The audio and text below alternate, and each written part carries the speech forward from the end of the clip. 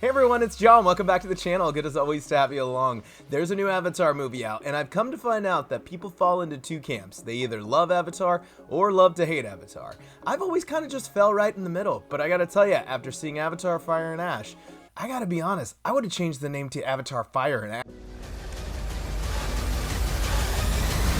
End of the line, Jake.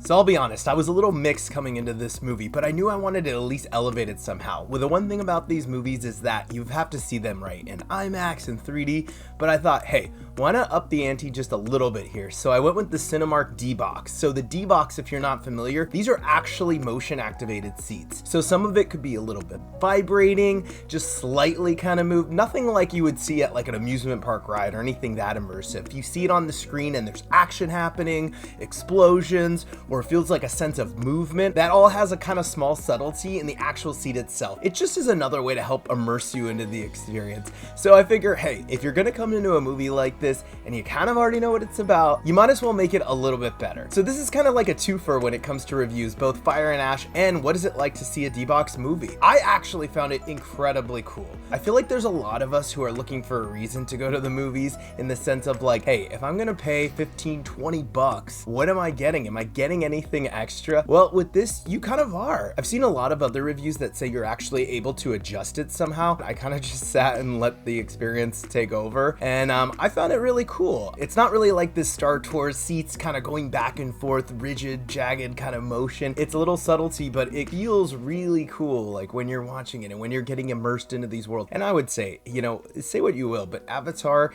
is a perfect movie for this. I would say Avatar is a perfect movie for all of the upgrades you would get with the cinematic experience. IMAX, 3D, and I would include dbox in there because it's just such a spectacle on screen, and the movie itself kind of feels like a ride. So all that to say, I don't know if this would be something that I would do for every movie. I guess most recently a movie I saw where I feel like this could have been applicable and really helped elevate it, Predator Badlands and probably Tron Ares. I was actually surprised. Somebody wrote in the Reddit comments that they saw Elvis in one of these dbox experiences, and that when the performances would happen on screen, the bass would actually vibrate the seat a little bit as well, and they seem to really enjoy that. I don't know, I'm kind of mixed. I would do it again. I'll do it again. I'll post another proper review, and I would love to see what you guys think. Have you done dbox? Let me know in the comments. And with that out of the way, I will just get into Avatar Fire and Ash. So I'll start off by saying, like most people back in 2009, if you can remember from that far back, I was blown away by Avatar. I feel like it was this cultural phenomenon where people were just kind of swept away. I mean, with all three of these movies, you have to give it up to James Cameron. I mean, he's trying to elevate the cinematic experience.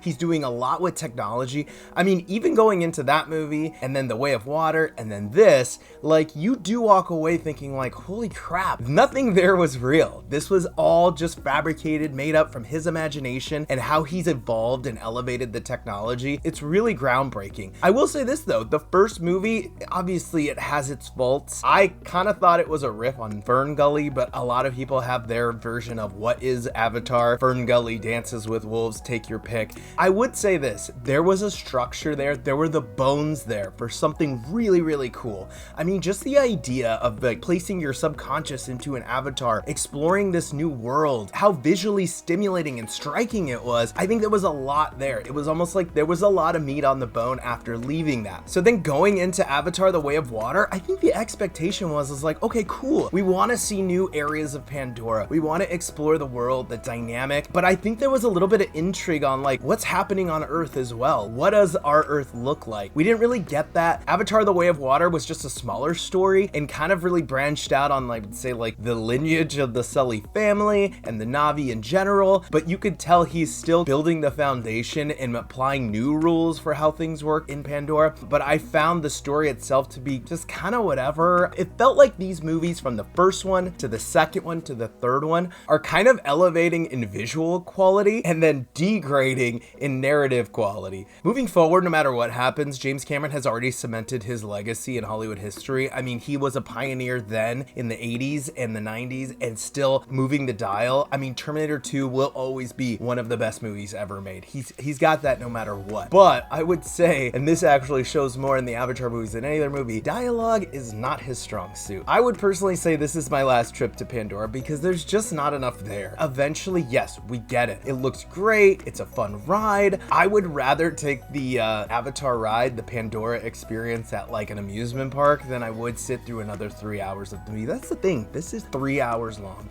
and has absolutely zero business being 3 hours long. I mean, we get it. You are kind of blown away. The first 2 hours do enough to make you feel like, wow, this is awesome. This is incredible. And then you realize, oh crap, there is another hour left of this. And there's not much there. At the end of the day, I would say one thing that James Cameron has kind of defied expectations is that I was always thinking, hey, you gotta have a grounded story. Special effects can only take you so far, but if the story and the narrative and the dialogue is not hitting, it means nothing. If you look at Avatar and The Way of Water, those special effects are doing a lot of heavy lifting. I would say by the time we get to Fire and Ash, there is just only so much goodwill left in the franchise. It's just really silly at times. We were introduced to characters in The Way of Water that were just tolerable or you felt indifferent about by the end of that movie, and now we get another 3 hours with some of these characters. So if you didn't like them in the first one or by the end of the second Way of Water, I don't think this thing's gonna win you over by any means. There are redeeming things that help move things along. Zoe Saldana is doing great work in all three of these movies. She's really carrying a lot of weight on her, a lot on her back, and she delivers. She's the one character who's able to make you draw some type of emotional connection, some type of feeling without it coming off too hokey, and she does a lot to elevate James Cameron's really bad clunky dialogue. And you know what? Sam Worthington, he doesn't get enough credit, but for what he is tasked to do throughout this entire franchise and in this movie, I think he does sufficient. He does sufficient work. It could be that his character is just not written well, or that compared to the first movie to the second, you could slowly see diminishing returns in what his character is able to do and what he's offered to do and what he's asked to do.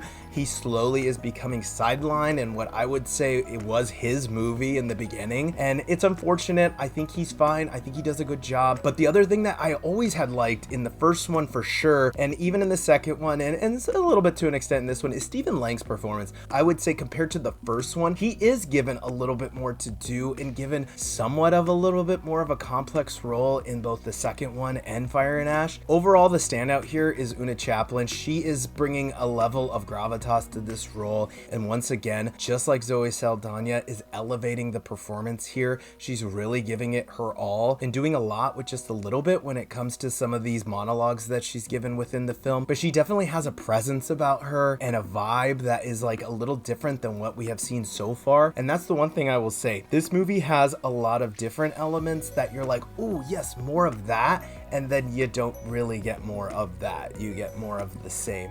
And then we get to Sigourney Weaver, who I just don't think this character was working all that well in the second one. She is definitely not working in this one. It's a very weird performance. It's a very awkward performance. There was definitely some monologues she was given in this that like people in my audience were chuckling a little bit. The Kiri character is just not a good one. And aside from them, everyone else kind of just is put on the sidelines and gets like, I would even say like a glorified cameo. Maybe if the movie was shorter, it wouldn't feel that way. But don't get me wrong, I didn't want to hate this movie. I wanted to like this movie. I wanted to like it a lot because I wasn't too stoked about the second one. So I was like, you know what? Let's do a redemption arc here. Let's bring the franchise back. Let's make Avatar work. They're going to make the movies anyway. So let's strap in and give us something to look forward to for these next two movies. Visually on screen, this looks great. Narratively, this is a mess. And dialogue, this is a mess. It is not a good movie in that sense.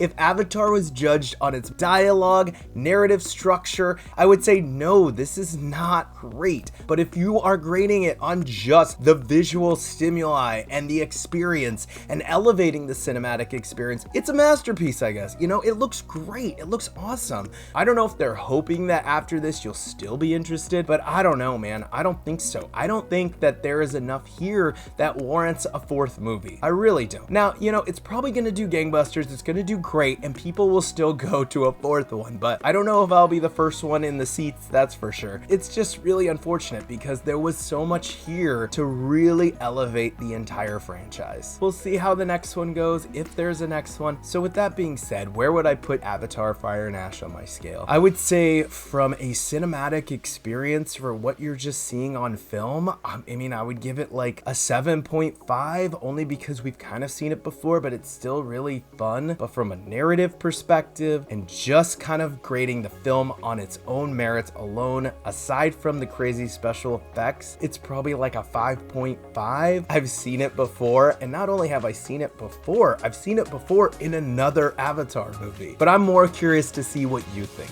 Are you excited to see Avatar Fire and Ash? Did you see it? Did you like it? I would ask what's your favorite Avatar movie, but I don't know. What's your favorite James Cameron movie? Mine will always be Terminator 2. Let me know in the comments below. Please like and subscribe. Thanks again for coming along, and I will see you guys at the movies. Now, could we continue? Absolutely. I have other stories that could be told with these characters and with other characters within that world. Right now, I'm just in a kind of a Zen place, waiting to see what happens.